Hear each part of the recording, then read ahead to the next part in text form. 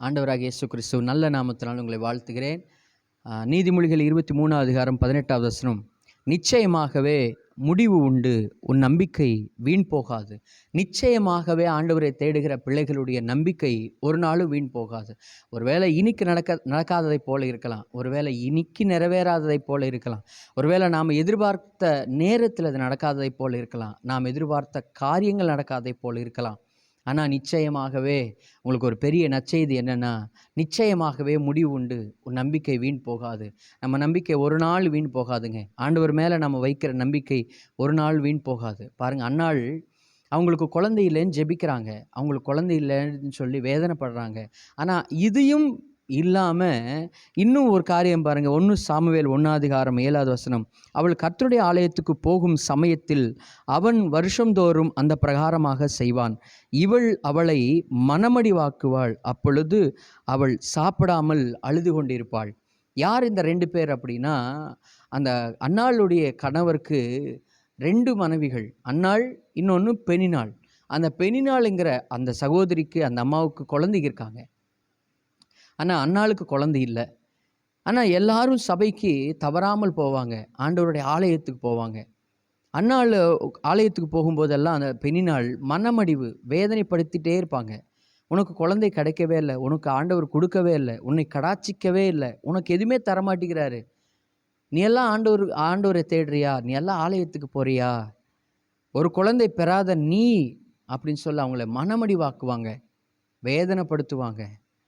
ஆண்டவர் விட்டு பிரிஞ்சு போகிற அளவுக்கு பேசுவாங்க. ஆனாலும் கூட அந்த அன்னாள் வருஷந்தோறும் ஆலயத்துக்கு போக வேண்டிய நேரமெல்லாம், ஆண்டவரை தேட வேண்டிய நேரமெல்லாம், ஆண்டவருக்கு செலுத்த வேண்டிய பலிகளை சரியாக ஆண்டவரை தேடியிருக்காங்க. ஒரு நாளும் கூட ஆலயத்துக்கு போகாமல் இருந்ததில்லை. மனமடிவு நிமித்தம் சாப்பிடாம உட்கார்ந்து அழுவாங்க. ஆலயத்தில் போய் அழுவாங்க, ஆலயத்தில் போய் ஆண்டவர் சமூகத்தில் சொல்லி அழுவாங்க. ஆனால் 2வது அதிகாரம் 1 வசனம் பாருங்கள். இப்போது அப்பொழுது அன்னாள் ஜெபம் பண்ணி, என் இருதயம் கர்த்தருக்குள் களி கூறுகிறது, என் கொம்பு கர்த்தருக்குள் உயர்ந்திருக்கிறது, என் பகன்யரின் மேல் என் வாய் திறந்திருக்கிறது, உம்முடைய ரட்சிப்பினாலே சந்தோஷப்படுகிறேன். அழுதுட்டு இருக்கிற ஒருத்தவங்க இப்போ சந்தோஷப்படுகிறேன்னு சொல்கிறாங்க. அழுகை தான் அவங்க வாழ்க்கை நிறைஞ்சிருக்கிறது, கண்ணீர் தான் நிறைஞ்சிருக்கிறது. கணவர்கிட்ட கேட்குறாங்க, எனக்கு குழந்தை இல்லைன்னு. அவர் சொல்கிறார், 10 குழந்தைகளுக்கு நான் சமம் அல்லவா. இன்னைக்கு சொல்லுகிறேன், 1000 பேர் ஆறுதல் சொன்னால் அது ஆறுதல் ஆகாது. 1000 பேர் நம்ம பிரச்சனைக்கு ஏதோ ஒரு முடிவு சொன்னாலும் கூட அது சரியான முடிவாகவே இருக்காது. என்னைக்கு ஆண்டவர் ஒரு ஆறுதல் சொல்கிறாரோ, என்றைக்கு கர்த்தர் ஒரு வார்த்தை சொல்லி நம்மளை பலப்படுத்துகிறாரோ, அந்த நேரத்தில் வருகிற சந்தோஷம், அந்த நேரத்தில் வருகிற சமாதானம், அப்போ வருகிற ஒரு நிறைவு எந்த மனுஷன் பேசினாலும் வராது, எந்த மனுஷன் சொன்னாலும் வராது. இந்த இடத்துல அன்னாள் சொல்கிறாங்க, என் கொம்பு உயர்ந்திருக்கிறது, கர்த்தருக்குள் களி கூறுகிறேன். ஏன்னா என் நம்பிக்கை வீண் போகாமல் என் நம்பிக்கைக்கு தேவன் ஒரு பெரிய முடிவை கொடுத்துருக்கிறார். காரணம் என்ன தெரியுங்களா? மனமடிவானாலும் சரி ஆலயத்தை தேடுறதை விடவே இல்லை. கண்ணீரே வந்தாலும் சரி ஆலயத்தை, ஆண்டவரை தேடுகிறத விடவே இல்லை. அவமானங்கள், நிந்தைகள், அவமானமான பேச்சுக்கள், எல்லாம் குழந்தை பிறக்கலை, உனக்கெல்லாம் ஒன்றும் நடக்க மாட்டேங்குது, உனக்கெல்லாம் ஒரு ஆக மாட்டேங்குது, ஏசு ஏசு ஏசு ஏசுன்னு சொல்லி கோயிலுக்கு போயிட்டே இருக்கிற, சர்ச்சுக்கு போயிட்டே இருக்கிற, ஆனால் உன் வாழ்க்கையில் எதையாவது இருக்கா? எதையாவது ஒரு ஆசீர்வாதம் வந்துடுச்சா? எதையாவது ஒரு நம்பிக்கை, ஏதாவது ஒரு நல்ல காரியம் நடந்துச்சா? எதுவுமே இல்லையே. அப்போ ஏன் நீ இயேசுவை தேடுற? எதுக்கு ஆலயத்துக்கு போகிற? இப்படியெல்லாம் மனமடிவாக்குகிற வார்த்தைகள் வரும். அன்னாள் அம்மாவுக்கு அதே மாதிரி தான் வந்துடுச்சு. ஆனால் கணவர் ஆறுதல் படுத்துகிறார், ஆறுதல் ஆகவே இல்லை. கூட இருக்கிற அந்த பெனினாள் வேதனைப்படுத்திட்டு இருக்கிறாங்க, சுற்றிலும் இருக்கிற ஜனங்கள் வேதனைப்படுத்துகிறாங்க. ஆனால் ஆண்டவரை தேடுறதை விடவே இல்லை. அந்த நம்பிக்கை ஒரு நாள் தேவன் ஆசீர்வதித்தார். ஒரு குழந்தை கேட்ட அந்த அம்மாவுக்கு 6 குழந்தைகளை கர்த்தர் கொடுத்துருக்கிறார்.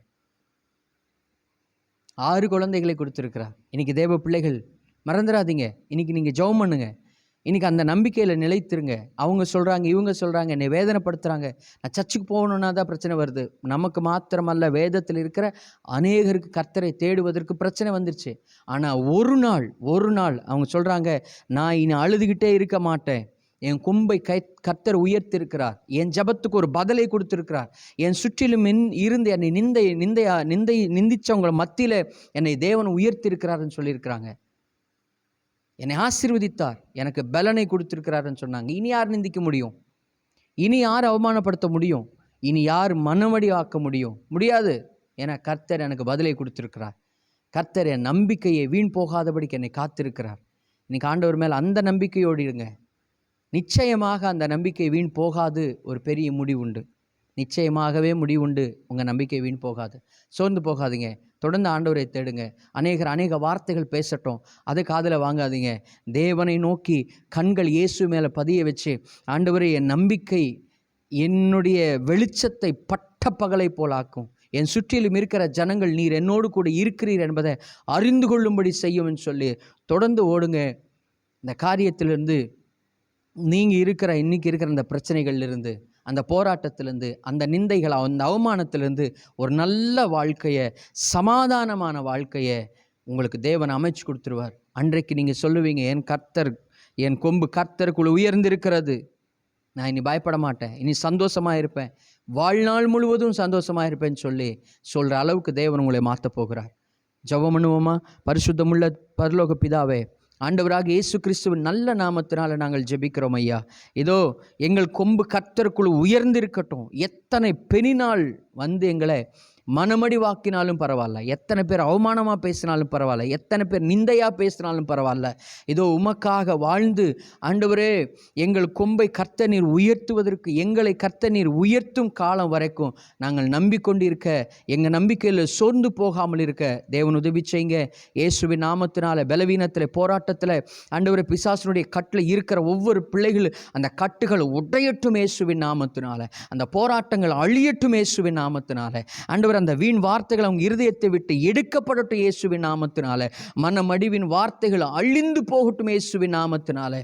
ஆண்டவரே அந்த வியாதிகள் இயேசுவின் நாமத்தினால விலகி போகட்டும். ஒரு நல்ல வேலைக்காக தவிக்கிறாங்கப்பா, நல்ல வேலை அமையிலேயே, வேலை இல்லையேன்னு சொல்லி வேதனைப்படுறாங்க. இயேசுவின் நாமத்தினால் அந்த வார்த்தைகளை கேட்குற உங்களுக்கு சொல்லுகிறார், இயேசு கிறிஸ்து உங்களுக்கு ஒரு நல்ல வேலையை அமைச்சு கொடுக்க போகிறார். ஒரு ஆசீர்வாதமான ஒரு இடத்துல நீங்கள் போய் அமர போகிறீங்க. இயேசு உங்களை அந்த நல்ல வேலையில் கொண்டு போய் உட்கார வைக்க போகிறார். உங்கள் கண்கள் காணும், உங்கள் இருதயம் மகிழும். அந்த நல்ல வேலையை பார்த்துட்டு உனக்கு வேலையே கிடைக்காதுன்னு சொன்னவங்க மத்தியில் உங்களை கர்த்தர் உயர்த்த போகிறார். உங்களை தேடி அநேகர் வரப்போகிறாங்க. தேவன் ஆசீர்வதிக்கிறார். இயேசு கிறிஸ்துவின் நல்ல நாமத்தினாலே ஜெபிக்கிறோம். ஜெபம் கேளும் எங்கள் ஜீவனுள்ள நல்ல பிதாவே. ஆமேன், ஆமேன். இந்த வார்த்தைகள் உங்களுக்கு ஆசீர்வாதமாக இருந்தால் ஒரு 10 பேருக்கு ஷேர் பண்ணுங்கள்.